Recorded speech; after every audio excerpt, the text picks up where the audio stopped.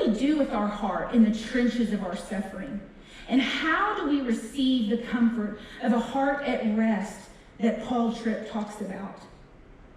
I think comfort and rest look really different for a lot of us in here. And so in order to gain a clear understanding, I decided to turn to someone. I can really kind of call on her any time of day. She's kind of my go-to girl, if you will. And so I said, Alexa, what's the definition of comfort?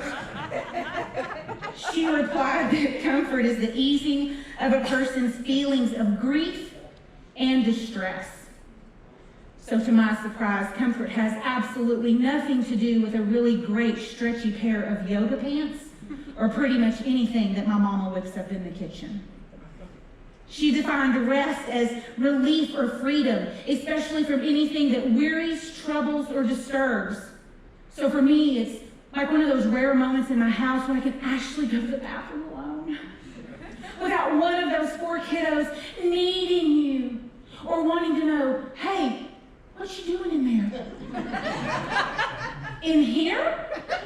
Really? Y'all pray for them and pray for me because I'm homeschooling these last 3 and I'm just here to tell you. Chapter 14 begins with Paul Tripp painting a picture of us.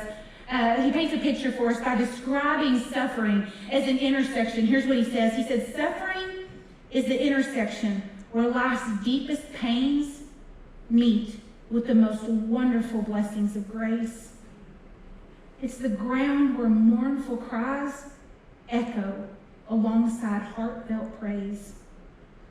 It's the place where God seems absent and his presence is most clearly seen. It's the location of deep aloneness, mixing with the awareness of glorious love. It's the place of raging spiritual war and miraculous peace. Suffering is where weakness intersects with strength, confusion intersects with wisdom, sorrow intersects with joy, and despair intersects with hope. I started attending the Village Church in the summer of 2010.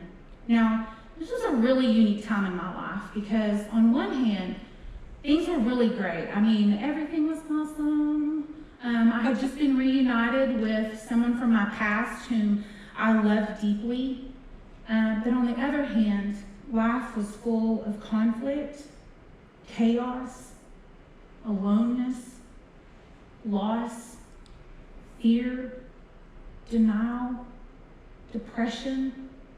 There's a tremendous amount of suffering during that time. I think Aaron Young refers to it as a dumpster fire. This was my dumpster fire time. Now I'm going to mention a handful of these situations tonight that have left me emotionally, mentally, and spiritually bankrupt. But here's what I need from each of you all.